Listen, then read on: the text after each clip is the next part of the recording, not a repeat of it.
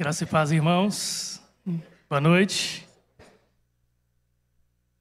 Tá bom, muito obrigado. Prazer gigante estar aqui com os irmãos nesse início da conferência, é um prazer enorme. Quero desde já agradecer o convite, o pastor Luiz nos fez o convite. Me senti muito honrado de ter recebido esse convite do pastor Luiz. O pastor Maxwell, que é um amigo de longa data, prazer estar, querido pastor. Sabe que o senhor é muito querido e é uma referência para nós. O pastor Maxwell é uma referência aqui na região, né? Mas é um pastor que a gente admira muito, a gente tem muito carinho e respeito, e é um pastor de pastores, né? Ele tem sido uma bênção para nós nas nossas reuniões de pastores lá. E eu gosto de quando o pastor ministra, eu sento para ouvir o pastor Maxwell e dá vontade de parar de ouvir, não, porque é uma bênção usada por Deus e que Deus seja honrado. Pastor Ronei, prazer estar querido estar revendo o senhor. Estudei com o Ronei no seminário aqui na Em Cristo. E os demais, pastor Geilson, pastor Romilson, pastor Messias, irmã Lu, muita gente que já foram lá, né? Vocês têm sido muito bom, muita bênção para nós lá em Sarzedo. E a gente fica muito feliz de estar aqui nessa noite com os irmãos. Nós fomos convidados para ministrar um tema nessa conferência. Deixa eu ver como é que passa isso aqui. Não está mudando aqui, não. Cadê o Luiz? Está sem. Então tá para baixo. Isso, agora deu certo. O tema que nos foi proposto é a graça revelada, a palavra de Deus como nosso fundamento. Então nós vamos focar um pouquinho na sola escritura. Para os irmãos que não me conhecem, eu sou o pastor Jonas, sou pastor da Igreja Batista Família em Cristo lá em Sarzedo. Várias pessoas já estiveram lá com a gente. Sou casado há 16 anos com a Cláudia, infelizmente ela não pôde vir hoje. E temos 2 lindos filhos, que é o Miguel e a Lívia. O Miguel tem 10 anos, a Lívia tem 2 aninhos. Eu estou curtindo demais. Ser pai velho tem uma vantagem, né? É o filho da minha velhice, né? Então aquela menininha está sendo uma bênção, assim como o Miguel também, uma bênção na minha vida. Formei em teologia aqui pelo seminário Em Cristo mesmo. Estudei 3 anos aí no pastor Léo, Ronei, a Manu, várias pessoas que estudaram comigo aqui. Foi um privilégio estudar com os irmãos aqui. E eu estou pastoreando essa igreja há 10 anos. Esse ano nós fizemos 10 anos, pastor, que nós estamos lá congregando e servindo ao Senhor naquela congregação de Sarzedo. Para os irmãos ficarem atualizados sobre o tema que nós vamos trabalhar nesses 4 tópicos aí, que é o primeiro tópico. Nós vamos falar um pouco sobre a graça de Deus revelada objetivamente em sua palavra. Vamos falar um pouco sobre a inspiração das Escrituras Sagradas. Depois nós vamos falar um pouco sobre o que acontece quando uma igreja abandona as Escrituras Sagradas. Quais são as trágicas consequências que começou antes da Reforma e culminou na Reforma Protestante. As consequências de desprezar o canal final, a autoridade final da igreja, com a Bíblia como autoridade final. Depois nós vamos falar um pouco sobre a suficiência das Escrituras. A Bíblia é suficiente, a gente não precisa de nada como autoridade final para nós, a não ser as Escrituras. E por último nós vamos aplicar um pouquinho sobre isso na igreja. Como é que uma igreja ela pode cultivar essa centralidade nas Escrituras Sagradas, em um mundo em que os slogans e as doutrinas, os slogans são preferidos no lugar de doutrina. É muito comum em muitas pregações ter frases de efeito, frases bonitas, positivas, e quando você prega a doutrina genuinamente falando, alguns crentes estão estranhando porque não estão acostumados com esse tipo de linguagem. O texto que nós vamos tratar é de 2 Timóteo capítulo 3, versículo 16 e 17. Nós vamos ler na íntegra. Diz assim: toda a Escritura é inspirada por Deus e útil para o ensino, para a repreensão, para a correção, para a instrução na justiça, para que o homem de Deus seja apto e plenamente preparado para toda boa obra. Então esse texto para nós é um texto maravilhoso, que ele explica exatamente sobre a inspiração da Escritura. Vamos tratar isso um pouco mais para frente. Mas a título de introdução, essa carta de Paulo a Timóteo, ela foi escrita de uma prisão, provavelmente de uma masmorra masmorra romana. Paulo estava há pouco tempo do seu martírio por ordem do imperador romano Nero, e essa carta foi escrita entre os anos 65 e 68 depois de Cristo, e as últimas palavras de Paulo nas Escrituras foi dirigida a um jovem pastor de uma igreja em Éfeso, que era o jovem pastor Timóteo. Timóteo era um jovem, pela descrição da Bíblia, um jovem um pouco tímido. Ele tinha um problema de saúde. Paulo até orienta ele a tomar um pouco de vinho para tratar um problema de saúde. E é interessante que Paulo, na sua velhice, ele descreve no livro de Timóteo que ele estava para ser oferecido como uma libação, ele já estava a ser oferecido como um sacrifício. Ele sentia, ele explicava isso: o tempo da minha partida está próximo. E quando ele pega a sua pena para escrever a última carta, o último livro do cânon, ele se dirige a um jovem pastor, e ele dá conselhos para esse jovem pastor,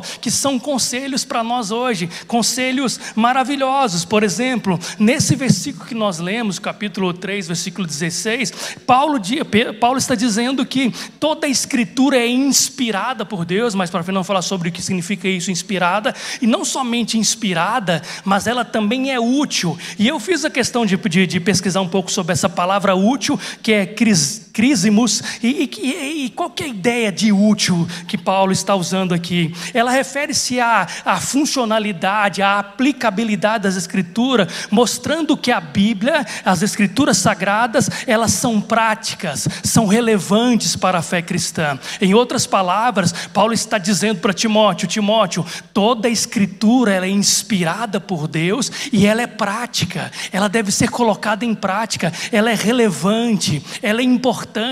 As Escrituras não é um livro que você lê uma vez e nunca mais lê, guarda na estante com uma coleção de livros lido. A Escritura, ela é prática, ela é constante, ela é relevante na educação, ela é relevante no aconselhamento. E para que ela é útil, Timóteo? Ele escreve que ela é útil para repreensão. O que é repreensão? É lengnos, no grego é correção, censura. A Escritura tem um papel importante de conduzir a retidão, de trazer os erros à luz da verdade. E olha o que Paulo está dizendo para Timóteo, essa Escritura que é inspirada por Deus, ela é prática, ela é útil, ela é importante para trazer à luz os erros da conduta do povo de Deus, e ela também, ela conduz à retidão. Queridos, não existe uma maneira melhor de se confrontar os erros da vida de alguém do que através das Escrituras. Por quê? Porque Deus inspirou uma palavra e Ele garantiu que essa palavra útil seria necessária para repreender, para conduzir, para tratar os erros. Quando nós lemos a Bíblia é como um espelho. O espelho não mente para ninguém, não é verdade? Quando você olha no espelho, se o cabelo está bagunçado, está bagunçado. A Bíblia é como um espelho da vida cristã. Ela traz à luz os nossos erros, ela é apta para repreender. A outra palavra que Paulo usa aqui é a palavra correção, epanortosis no grego. E o que significa correção? É restauração do comportamento ou da crença correta. Olha que interessante. Ele está dizendo que a Bíblia Sagrada, inspirada por Deus, ela é útil para corrigir. Corrigir o que, apóstolo Paulo? Corrigir comportamentos, corrigir crenças, corrigir a forma correta. É nas Escrituras Sagradas que nós encontramos a maneira correta de crer em Deus. É o Deus que se revela nas Escrituras, e ela corrige as nossas crenças, ela corrige a nossa conduta, ela corrige os nossos comportamentos. Se você quer saber qual é o culto que agrada a Deus, é só você ler as Escrituras. O princípio regulador do culto está revelado nas Escrituras. Se você quer saber qual que é o tipo de adoração que Deus agrada, porque tem gente que acha que Deus está mendigando a adoração. Deus está aqui e qualquer adoração, e está, meu Deus, eu estou carente de adoração. Não, queridos, a adoração correta é revelada por Deus nas Escrituras, e a Bíblia é o canal pelo qual Deus revelou, e ela é apta para corrigir a sua conduta, corrigir a sua adoração, corrigir a sua forma de viver, a sua forma de se relacionar. Ela corrige casamento, ela corrige a maneira como nós educamos os nossos filhos, porque ela é inspirada por Deus, e principalmente ela corrige as nossas crenças. É a Bíblia que denuncia os falsos deuses, é a Bíblia que denuncia denuncia a idolatria, é a Bíblia que denuncia o falso culto, a falsa oferta, a falsa religiosidade.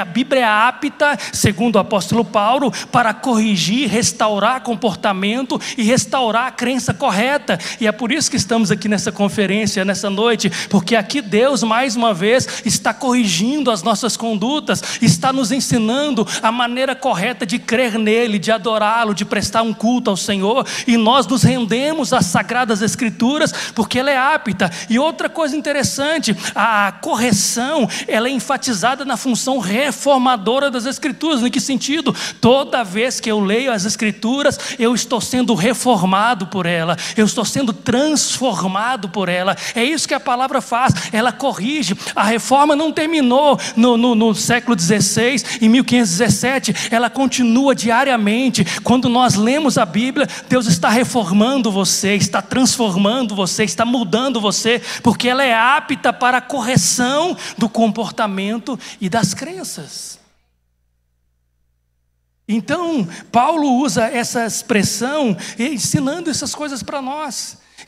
Qual é o objetivo então do ensino, da repreensão e da correção? No versículo 17, Paulo conclui com chave de ouro. Ele diz: para que o homem de Deus seja apto e plenamente preparado para toda boa obra. Deus corrige vocês, Deus trabalha na sua conduta, Deus reforma o seu coração. Com qual objetivo?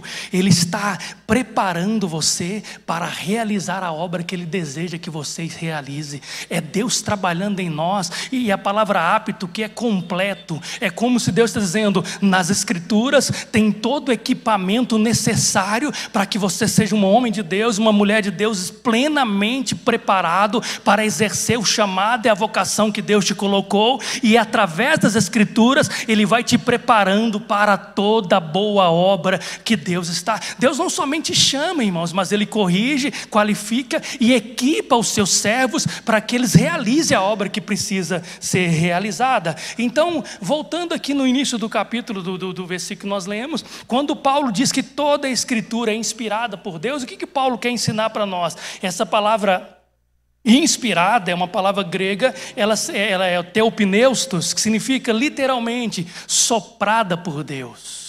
Olha que interessante, isso não quer dizer que Deus anulou a personalidade, o estilo ou a preparação dos escritores. Quando Deus soprou a palavra, Ele respeitou a personalidade de cada um. Olha a Bíblia Sagrada, a palavra inspirada quer dizer que a escritura ela é divina em sua origem, que Deus é o autor por trás de cada palavra escrita. Deus usou um homem simples. Se você lê a Bíblia de Gênesis, Apocalipse, olha que interessante.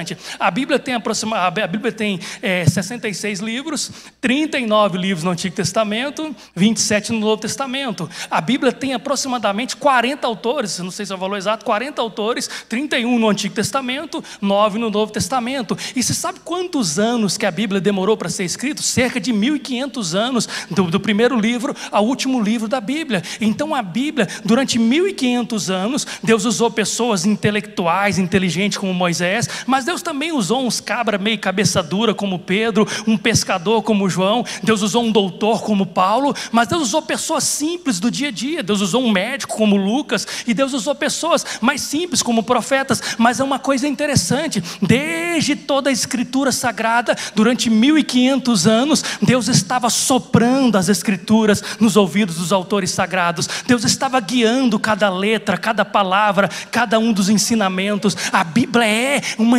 inspiração divina. E quando eu falo de inspiração, eu lembro de um exemplo que o John Wesley deu, que eu quero usar como referência aqui para nós. Ele diz uma coisa interessante. Ele falou assim: a Bíblia, ela só pode ser escrita por uma dessas três fontes, não tem outra.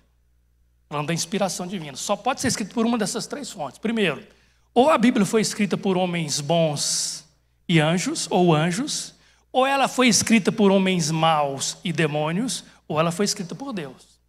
Só tem esses três grupos na existência. Ou ela foi escrita por homens bons e anjos, Ou ela foi escrita por homens maus e demônios, ou ela foi escrita por Deus. Primeira opção, a Bíblia não pode ter sido escrita por homens bons e anjos. Por quê? Porque toda vez que você lê as Escrituras e você encontrar uma palavra dizendo assim, assim diz o Senhor, e não fosse o Senhor quem disse, mas foi algum homem bom que teve uma boa ideia, que está escrevendo aquela história, na verdade não seria verdade, seria uma mentira. Então a Bíblia não pode ser escrita por um homem bom, um homem piedoso, mas também não pode ser escrita por anjos, porque anjos não mentem. Então se você está escrito assim diz o Senhor, então é Deus que está falando. E se não é Deus que está falando, é um homem bom, ele deixa de ser bom porque ele está inventando um livro falando que Deus falou, que Deus não falou. Segunda opção, então ela pode ter sido escrita por homens maus e demônios? Também não pode. Por quê? Porque quando você lê a Bíblia, você vai encontrar ensinamentos de sabedoria que homens maus odeiam. A Bíblia fala contra o pecado, a Bíblia fala contra o adultério, a Bíblia fala contra a prática de sabedoria, a Bíblia ensina o bom comportamento, a boa conduta, a forma correta de crer em Deus. A Bíblia fala do destino eterno das almas e dos homens que estão perdidos, inclusive dos anjos caídos. Então eles não vão escrever um livro que ele estaria destinado a ensinar as pessoas a ser aquilo que eles não amam. Então qual que é a conclusão? A Bíblia é escrita por Deus.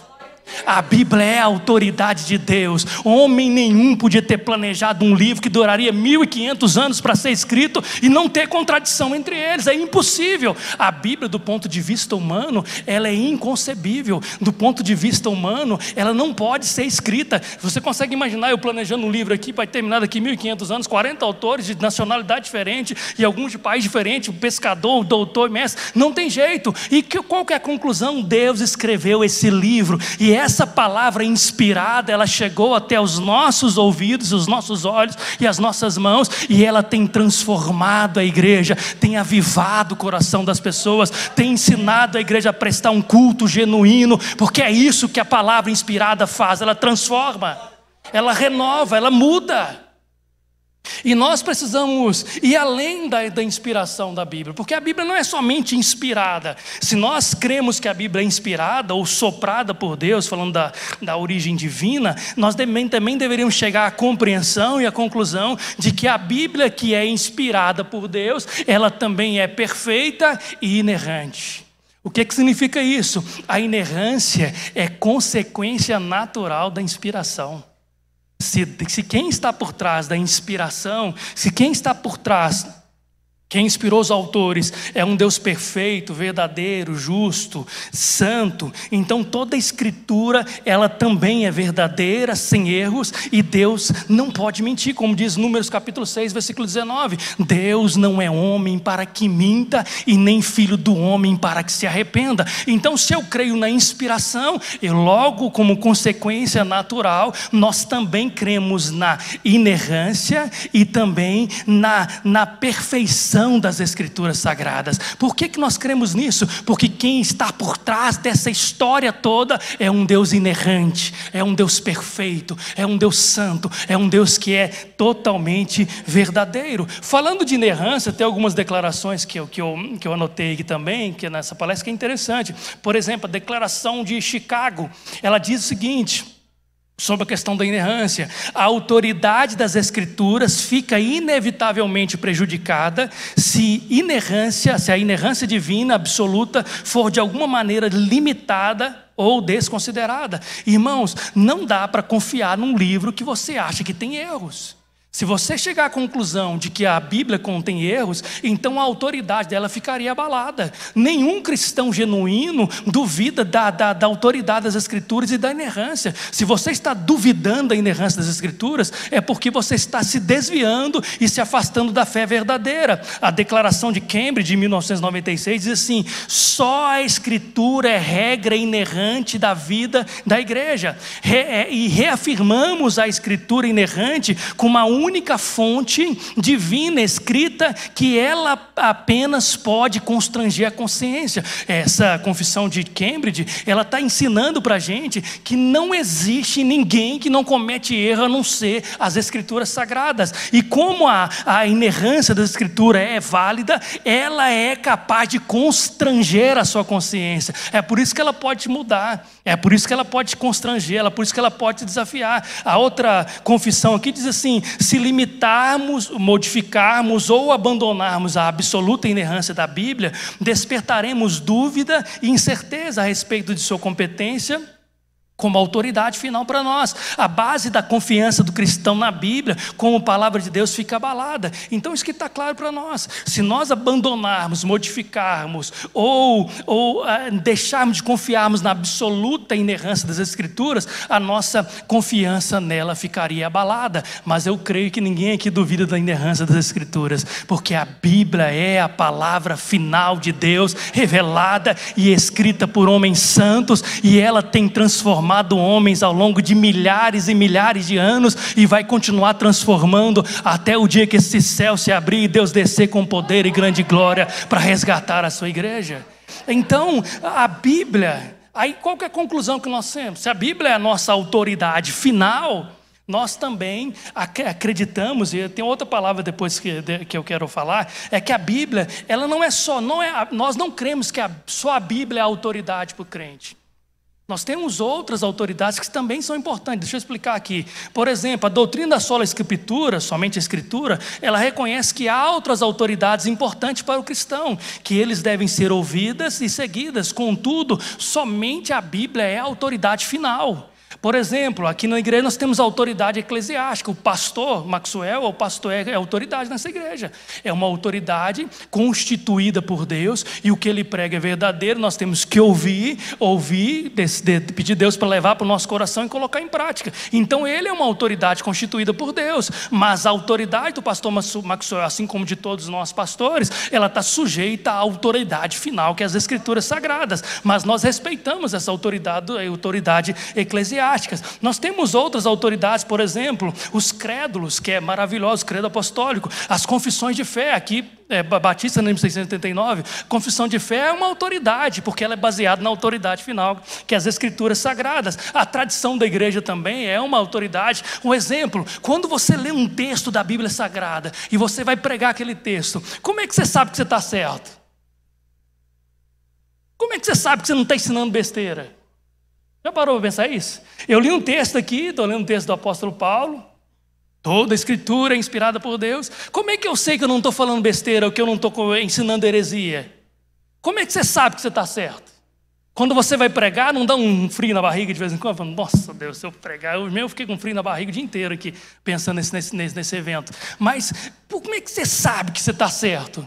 Como é que você sabe que você vai subir aqui, Deus vai te usar e você vai ser alicerçado pela palavra de Deus? Primeiro, o seu sermão tem que ser baseado nas Escrituras. Mas deixa eu dizer uma verdade, todas as seitas, a maioria das seitas cristãs que saem do cristianismo, usa a Bíblia como palavra revelada. Se você pegar o testemunho de Jeová, ele usa a Bíblia como regra de fé e prática. Se você pegar o catolicismo, eles usam a Bíblia como regra de fé, não a regra principal, mas eles também usam a Bíblia. Então como é que eu sei que eu não estou errado? A resposta é que a tradição da igreja responde. Quando você vai pregar um sermão, e esse sermão que eu estou pregando aqui, olha para trás na história, olha para a tradição da história. Se você chegar na conclusão que só você chegou, se você, Deus me deu uma revelação que eu nunca vi ninguém falar, provavelmente você vai estar errado, porque todos esses textos foram caminhados pelos pais da igreja, homens santos que Deus levantou Spurgeon, Deus levantou Agostinho de Hipona, Deus levantou os reformadores, Lutero, Deus levantou tantos homens, eles trilharam esse caminho. E se eu quero chegar à conclusão de que eu não estou errado, eu olho para a tradição da igreja cristã,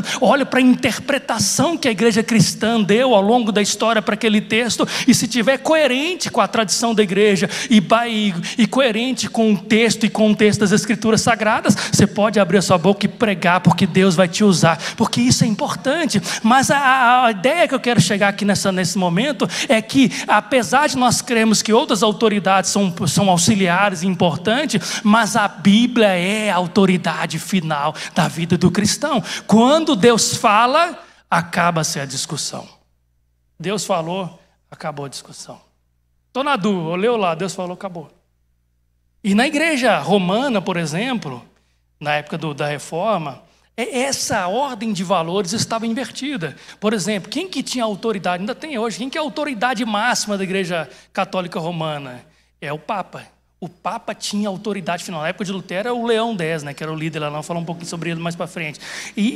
Abaixo do papado, da autoridade do Papa, tinha a autoridade da igreja, a tradição da igreja. E abaixo da igreja tinha as escrituras sagradas. Eu vi um padre dizendo recentemente assim, não adianta um cristão protestante vir até aqui e dizer para mim que o que nós estamos ensinando não tem base nas escrituras, porque nós somos católicos, nós não cremos somente nas escrituras, nós temos a tradição da igreja e temos a palavra do Papa. Mesmo que não está na Bíblia, mas a tradição da igreja crê assim, e é isso que nós pregamos, e assim nós vamos viver. Então a ordem de valores durante a reforma estava invertida, porque tinha a palavra do Papa, e o Papa entrava em contradição entre eles, tinha a tradição da igreja, e por último tinha a questão da palavra de Deus. E nesse embate todo entre quem está certo e quem está errado, Lutero foi um homem levantado por Deus, e ele fala essa frase aqui que é interessante. Quando ele estava num debate para provar, ele não tinha intenção de sair da igreja católica. Quando ele fez a reforma, ele tinha intenção de reformar internamente a igreja. Foi uma denúncia que ele fez, e ele fez essa declaração que é muito famosa. Ele disse assim: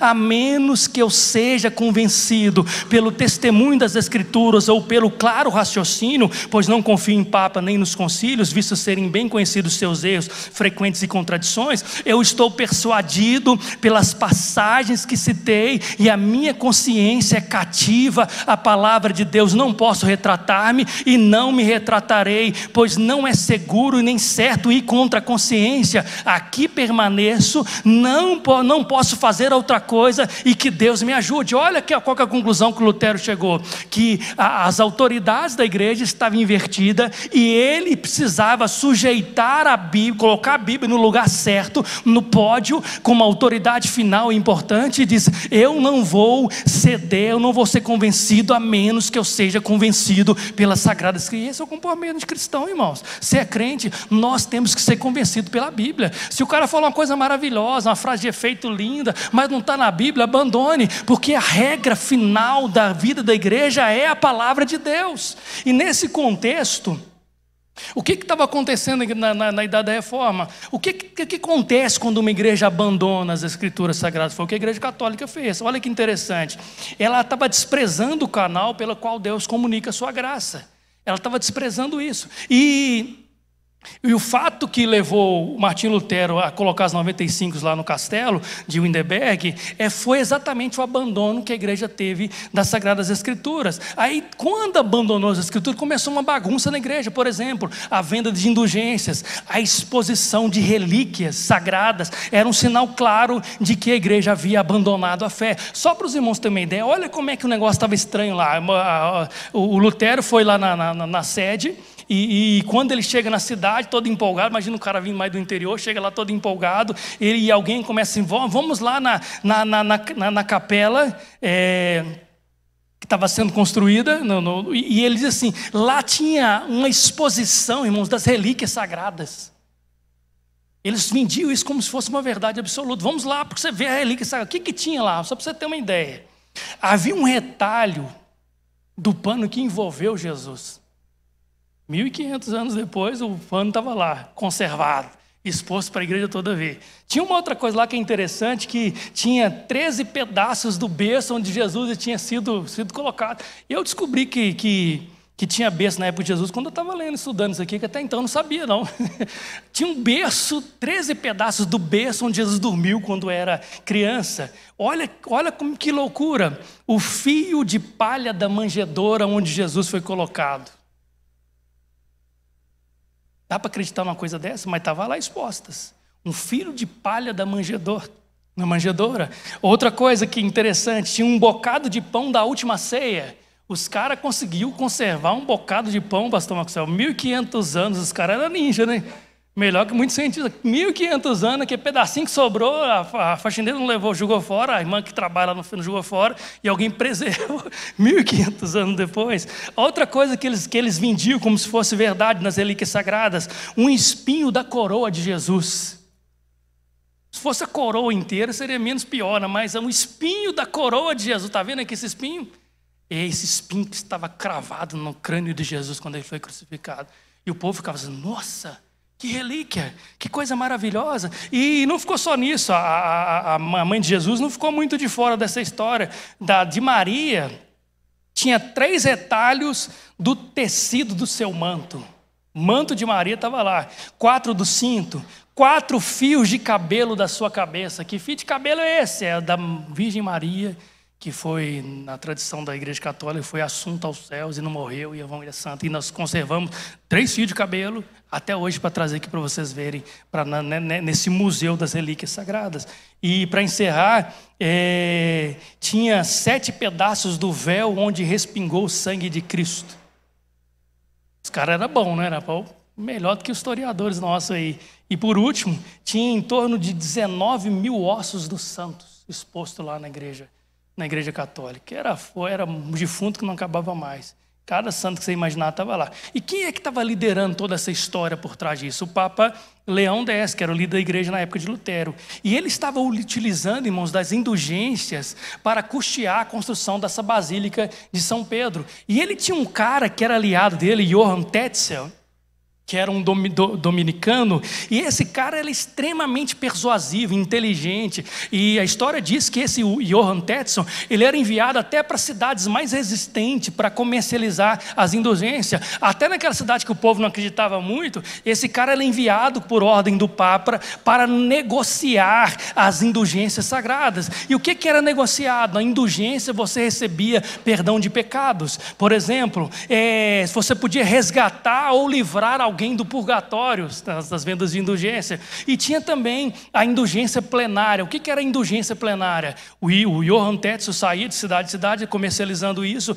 e se você fosse muito rico, muito bem sucedido, geralmente era só rei que comprava isso, nobres, pessoa do sangue azul que podia comprar, porque custava muito dinheiro a indulgência plenária. E o que era a indulgência plenária? Era a ideia de que se você comprasse essa indulgência, você receberia um documento assinado pelo Papa, e esse documento assinado por Papa te livrava de todo o pecado que você cometesse do passado, do presente e do futuro. Assinou, o leãozão bateu o carimbo, agora você punha debaixo do braço, custou uma nota, você quase quebrou, mas agora eu posso pecar, posso ver do jeito que eu quiser. E você não pode fazer isso, está aqui. Imagina um cara traiu a mulher, você não pode fazer isso, está aqui a minha indulgência plenária, eu já estou perdoado desse pecado.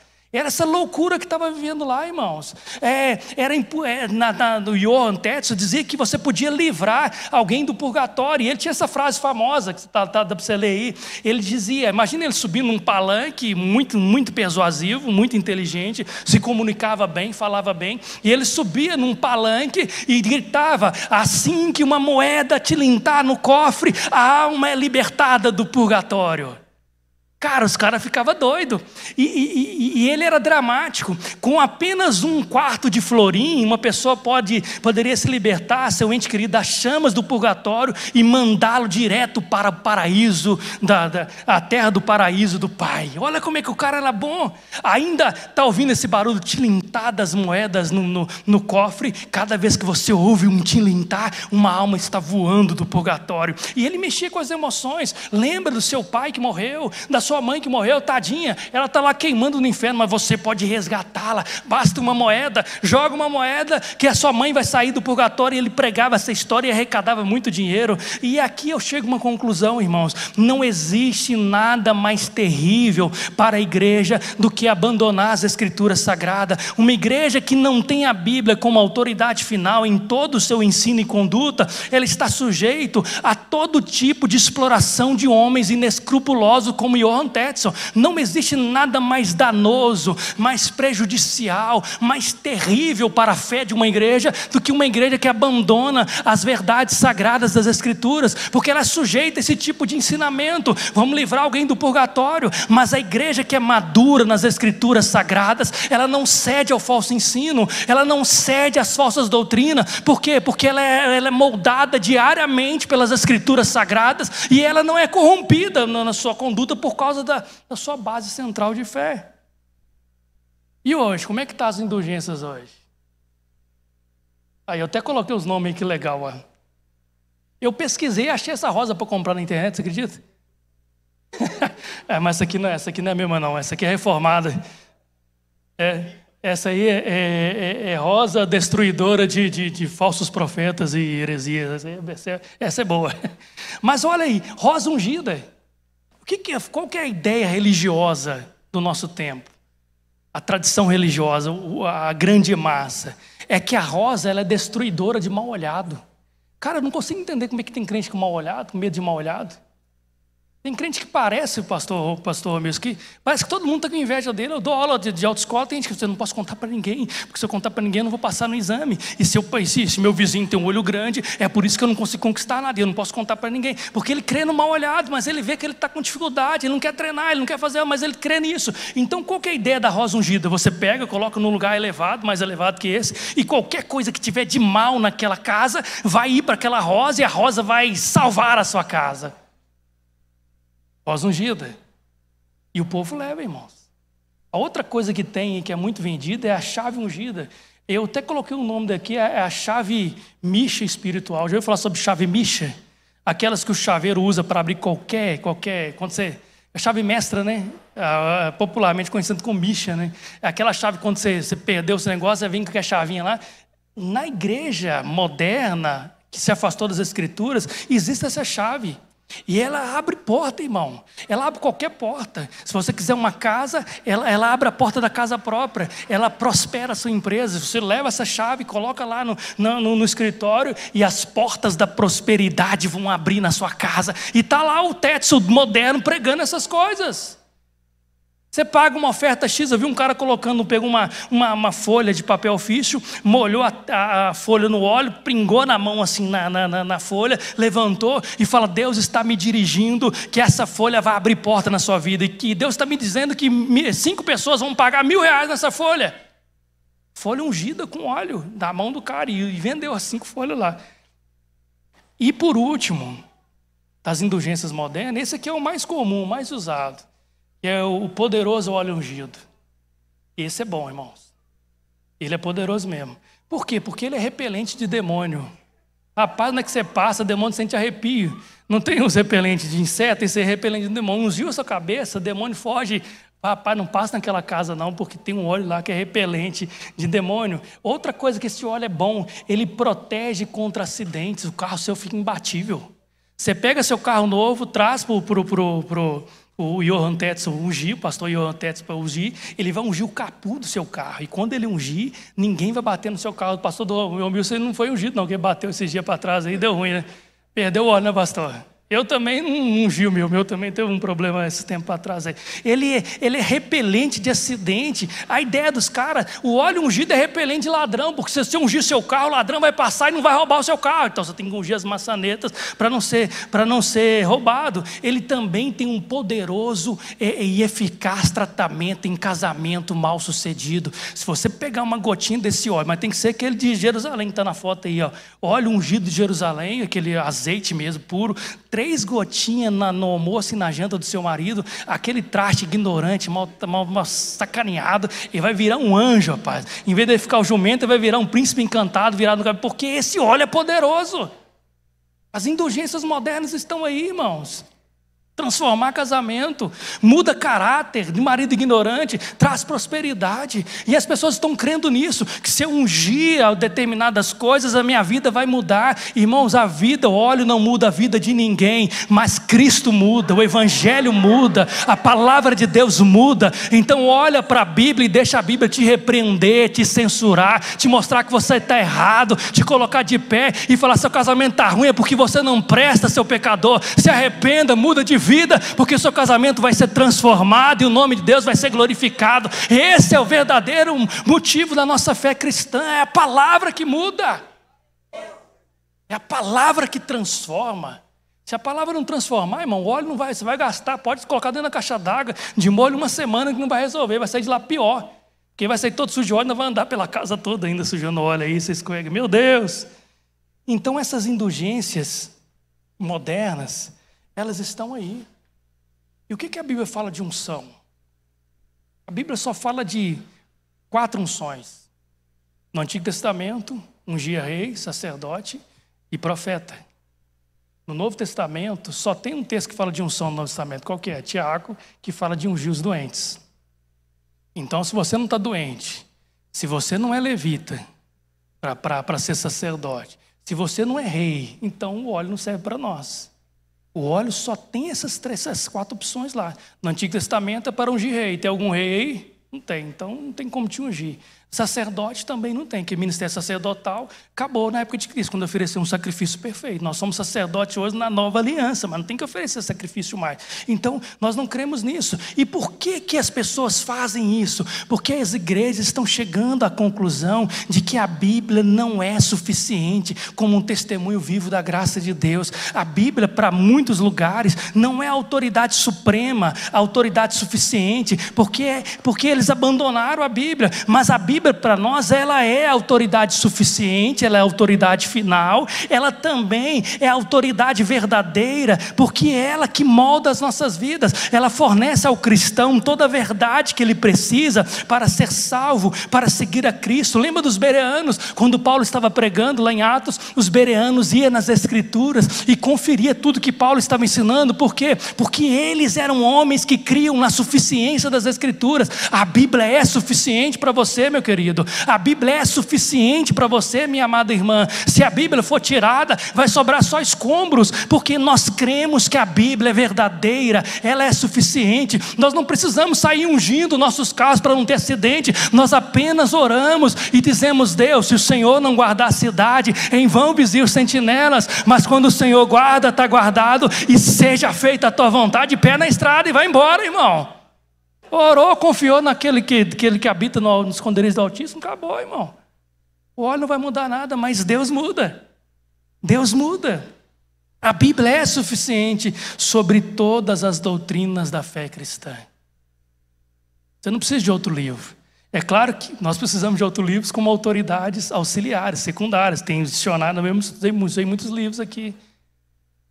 Livros são maravilhosos, são importantes. Mas a Bíblia é suficiente como autoridade final para a igreja. Amém? Vamos lá. Como cultivar uma igreja centrada na graça revelada nas Escrituras em meio ao mundo que prefere slogans da doutrina? A igreja, ela precisa combater os inimigos da sola Escritura. Não tem outro jeito, irmão. Porque tem muitos inimigos rondando somente as Escrituras em muitas igrejas, e eles têm causado muitos e muitos estragos ao longo da igreja moderna, contemporânea. E se nós queremos combater esse desvio teológico das igrejas, onde elas preferem frases bonitas de efeito e slogan do que a doutrina, nós precisamos combater. E quais são? Eu anotei alguns inimigos da sola Escritura, que você vai se identificar com algum. Eu acho que você vai se identificar com algum. Primeiro inimigo da sola Escritura: Deus falou comigo. Geralmente quando o cara fala isso, né, pastor? Não tem nada a ver com Bíblia, né? Pastor Maxwell vem aqui no cantinho, puxa, pastor Maxwell, Deus falou comigo essa noite, pastor Maxwell. Cadê o versículo? Não vai ter versículo. Geralmente, quando eu digo Deus falou comigo, pastor Messias, não tem nada a ver com Bíblia. Por quê? Porque a experiência dele está sendo um inimigo das Escrituras Sagradas. E Deus pode falar com vocês, meus irmãos. Eu creio que Deus fala. Nós podemos ter experiências pessoais com Deus. Deus pode se revelar para você de forma especial. Eu não tenho nada contra isso. Eu acho que Deus se revela mesmo. Mas toda revelação, ela tem que ser submissa à autoridade final do cristão. Deus falou com você? Falou. Está na Bíblia? Está. Então foi Deus que falou mesmo. Deus falou, não está na Bíblia? Ih, rapaz, então acho que foi só coisa da sua imaginação. Então, essa ideia de que Deus falou comigo tem um problema muito sério, irmãos. Eu já vi muitas pessoas falar muita besteira com essa história de que Deus falou no meu coração. Outra coisa que é inimigo das solas Escrituras: experiências pessoais. Não tem problema você ter experiência pessoal com Deus. Deus se revela pessoalmente, individualmente para cada pessoa. Ele trata cada pessoa de maneira diferente. Mas a experiência pessoal, ela não pode estar em contradição com as Escrituras Sagradas. Eu já vi alguém dizer assim: a Bíblia proíbe o culto, a idolatria e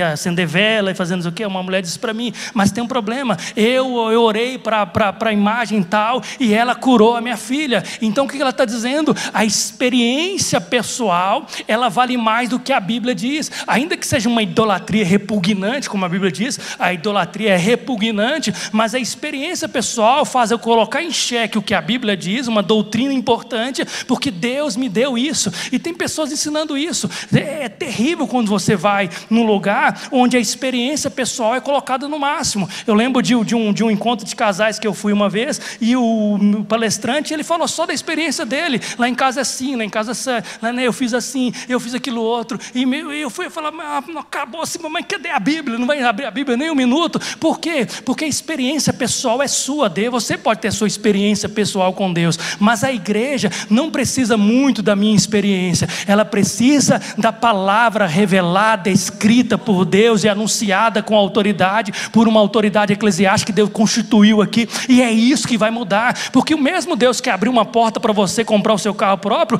para mim não abriu ainda. Eu estou andando de palinho, estou feliz no meu palinho, porque a sua experiência não é a mesma experiência. Mas a Bíblia é padrão para a igreja. Ela serve para o pequeno, ela serve para o grande, ela serve para o preto, ela serve para o branco, ela serve para qualquer pessoa, porque ela é a autoridade final para a vida da igreja. Ela é suficiente, queridos irmãos. Ela é a palavra que falou, acabou. Agora a experiência só vai mudar a minha vida em nada. Aí fica um monte de irmão invejoso. Confissão positiva, você pode confessar o que você quer, que você vai conquistar. Aí os caras chegam lá, na frente de uma casa bonita, e falam, eu tomo posse, no nome de Jesus, que essa casa vai ser minha um dia. Para de ser zoião, rapaz. Oi, grande, invejoso. Não tem esse negócio de que vai ser sua, não. Aquela já tem dono. Se tivesse uma placa de venda, você podia comprar pelo menos, né? Você não está vendendo. Não é o que eu vou dizer. Mas você tem a sua palavra, tem poder para trazer. Não tem não, irmão. Nossa palavra não tem poder para trazer existência, não. Mas quando você lê as Escrituras, no primeiro livro, no primeiro capítulo, diz assim, no princípio criou Deus os céus e a terra, e disse Deus, haja luz. Ele trouxe à existência as coisas que não existem, como se já existissem. A palavra dele tem todo o poder nos céus e na terra. A minha, tadinha, não serve nem para tocar o cachorro na rua. Não serve não. Então a experiência pessoal, quando ela é pregada no nível coletivo, ela se torna o inimigo das Sagradas Escrituras. E serve mesmo, irmãos. Outra coisa que também é um problema é revelações e visões. Deus me revelou. Eu lembro de um livro, não sei se o pastor Maxwell lembra desse livro, um disco. Na época eu era adolescente ainda, e tinha um disco que na época as meninas aí nem sabem o que é disco, né? Está falando grego, você fica falando negócio de tecnologia, mas disco, aqui é disco, você colocava assim no negócio, ficava girando assim, é maravilhoso aquele negócio, cara, era chique demais. Disco de vinil, né? Isso. Tinha um disco de vinil, o cara resolveu gravar um disco, mas não era cantando, ele resolveu um disco para pregar, como se fosse a pregação que a gente faz, gravar pregação, e ele gravou um disco para contar as visões que ele teve do céu. Você ouviu falar? Tem um cara, ele é muito famoso, é bem antigão, não lembro, fugiu, não nem lembro o nome dele o dia inteiro, não consigo lembrar não. Mas é Adão Campos, né? É esse Adão aí. Tinha que ser Adão, né? Tinha que ser o avacaiado Adão. Aí, acho que já até morreu também, já está lá no céu. E ele falou que ele teve uma visão, olha que como é que a visão pode ser o inimigo só da Escritura. Ele falou que ele teve uma visão, que ele estava entrando no céu, e quando chegou na portaria do céu, ele viu um anjo com uma trena, com uma régua de medir na mão. É o Adão mesmo, o avacaiado. Você lembra? Esse era famoso. As irmãs morriam de medo de ouvir esse testemunho. Por quê? O que o anjo estava fazendo na porta do céu com uma régua, uma trena de medir na mão? Ele estava medindo o tamanho do cabelo das irmãs. E todo mundo que cortou a tesourinha do cabelo na terra estava no pau da goiaba. Aqui você não pode entrar.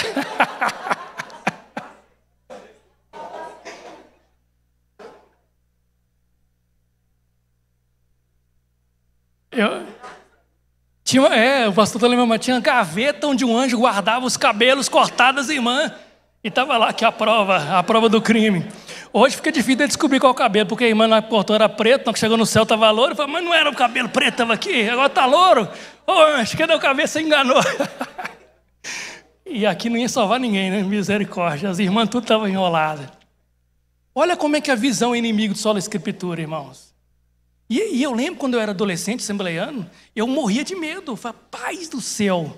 E as irmãs naquela época era proibido cortar cabelo. Hoje não, isso é normal, todas na Assembleia de Deus as irmãs cortam o cabelo normal. Mas as irmãs ficavam morrendo de medo. Porque imagina você com uma régua, as irmãs falam, agora sujou, porque eu já cortei e um pedacinho de cabelo está lá. Então visões, revelações, elas podem, fora do contexto bíblico, elas podem se tornar um inimigo Não está só na Escritura. Não creio nesses caras que ficam enxergando um monte de coisa por aí, não, irmãos. Pá, Deus está mostrando um anjo aqui, está vendo nada, não, irmãos. E eu não quero saber se tem anjo aqui, porque eu já sei que a Bíblia fala que os anjos estão em todo lugar, eles são enviados por Deus para servir em favor daqueles que vão herdar a salvação. Mas os anjos não estão aqui para servir a gente, no sentido que eu dou ordem para ele e faz o que eu quero, o que eu não quero. O que eu quero é que as Escrituras sejam abertas e que Deus mostre nas Escrituras o que eu preciso fazer, independente se eu estou vendo visões ou não. E o último inimigo da sola Escritura é pragmatismo. O que é pragmatismo? É fazer o que dá certo. Mas não tem base bíblica, mas deu certo. A igreja do Joãozinho lá da padaria cresceu e cresceu muito. Depois que ele usou um esquema lá, deu certinho. Mas eu posso tomar isso aqui, não está nada escrito, não. Não tem. O pragmatismo é aquilo que eu faço que teoricamente, humanamente deu certo, mas que não tem base nas Escrituras. Todo pragmatismo é um inimigo ferrenho das Escrituras Sagradas, porque aquilo que dá certo, que confronta as Escrituras, na verdade não deu certo, deu errado. Porque o que dá certo, tem que dar certo, porque a Bíblia ensina que o crescimento da igreja, ele precisa ser um crescimento saudável, não baseado no pragmatismo. O que Deus faz quando a igreja cresce no pragmatismo, ela está inchando, porque as pessoas estão vindo atrás de um Deus que não é o Deus que se revela nas Escrituras, e as pessoas estão lotando o templo, atrás de cura, atrás de um casamento perfeito, atrás de prosperidade, atrás de dinheiro, atrás de não sei o quê, e quando Jesus verdadeiro é pregado, elas falam, eu não quero esse Jesus. Por quê? Porque o pragmatismo vai corrompendo a interpretação correta das Escrituras Sagradas, e esse pragmatismo precisa ser combatido. E como é que eu faço para resolver esse problema? Eu preciso lembrar constantemente a igreja que nós já temos tudo que nós precisamos revelado nas Escrituras Sagradas. Nós já estamos satisfeitos com o cânon das Escrituras. Não precisa de mais nada, não. Você sente falta de alguma coisa? Sente falta, pastor? Eu não sinto falta de mais, estou satisfeito. Nós já temos. E se você está satisfeito, então o pragmatismo para mim não faz diferença nenhuma. As visões que as pessoas trazem não faz diferença nenhuma. As experiências pessoais fez a diferença para você, mas para mim não vai fazer diferença nenhuma. Mas isso não vai me tornar infeliz, miserento, chateado da vida. Por quê? Porque nós estamos satisfeitos com a revelação escrita de Deus. Deus deixou 66 livros e Ele é maravilhosamente um livro extraordinário. E Ele tem mudado a nossa vida, e eu estou satisfeito com Ele, irmãos. Eu creio que nós estamos satisfeitos com Ele.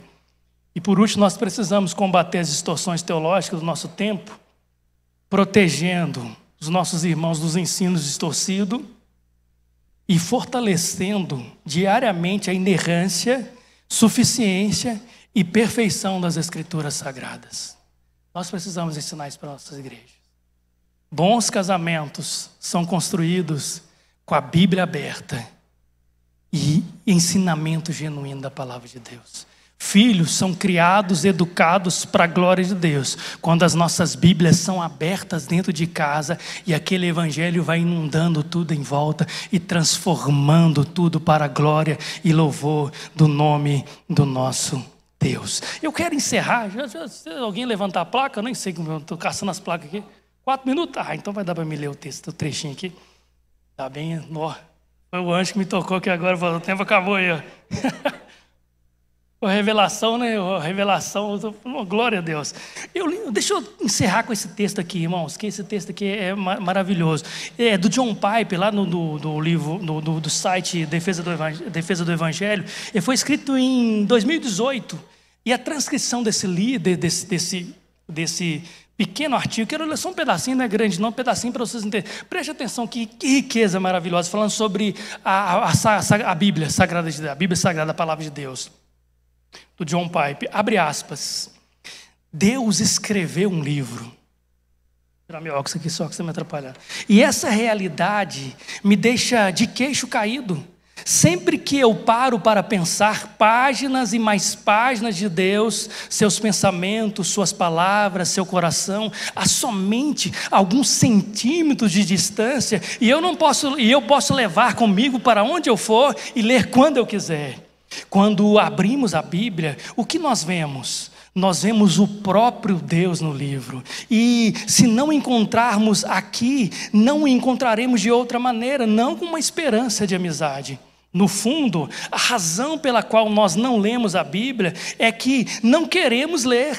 Nós não enxergamos alegria, paz, vida, quando vemos aquela capa de couro em nossa prateleira. Nós vemos uma parede, não uma janela, um retrato maçante, não a eterna beleza do outro mundo. Então, nós postergamos a leitura, deixamos a Bíblia fechada e seguimos em frente.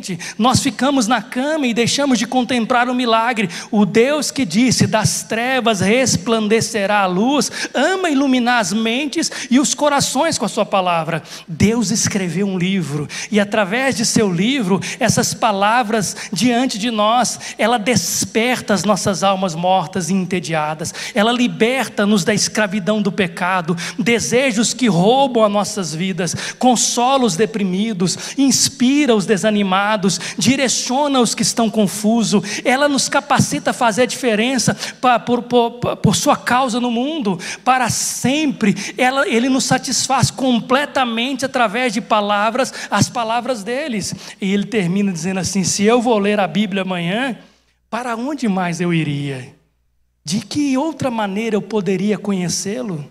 De que outra maneira eu poderia preparar para se alegrar nele para sempre? Sim, eu vou passar o resto da minha vida olhando por essa janela, na expectativa de vê-lo uma vez mais. Mais um milagre, mais um vislumbre de Deus. Fecha aspas. Você consegue ver essa riqueza? Deus escreveu um livro. E ele não é um quadro pintado, empoeirado, uma moldura empoeirada na janela. Ele é na parede. Ele é uma janela para a eternidade. Quando eu li isso, pastor, meu coração se alegrou.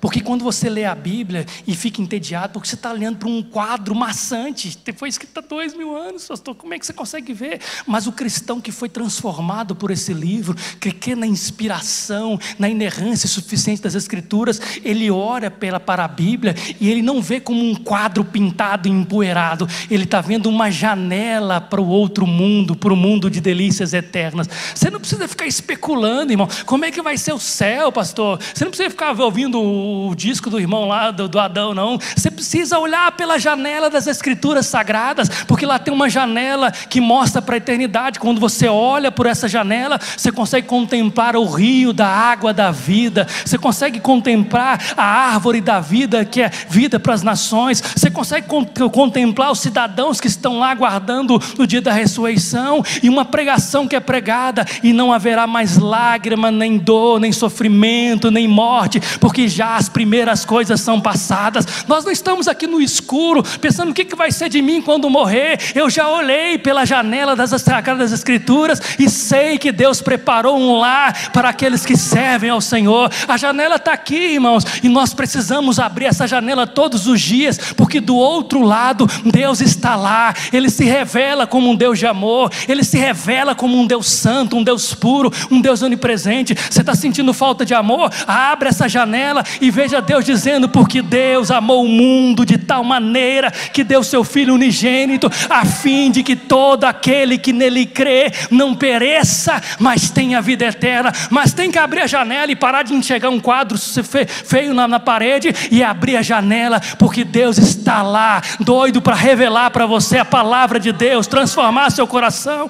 e fazer você uma nova criatura para a glória e louvor do nome do Senhor. Leve esse livro para casa. Quando você lê amanhã, lembra disso: eu estou lendo um livro que Deus escreveu. Que livro que você está lendo? Qual que é o autor do livro? Deus escreveu esse livro, eu estou lendo ele. E ele é bom? Bom não, irmãos. Eu fui radicalmente mudado por ele. Deus me salvou por esse livro. Deus me edificou nesse livro. Deus transformou minha casa nesse livro. Deus transformou minha família nesse livro. Esse livro é o livro de Deus. E eu abro. Mas você não cansa não, irmãos? Toda vez que eu abro essa janela, eu vejo um mundo novo se revelando nas Escrituras. Deus Pai, Filho, Espírito Santo, os santos remidos. Eu vejo um mundo maravilhoso. E eu não aguardo, eu anseio por esse dia em que eu passarei pelos portais eternos e estarei do outro lado da janela, servindo a esse Deus e adorando aquele que se assenta no trono para todo e todo sempre. Amém. Deus abençoe, queridos. Muito obrigado.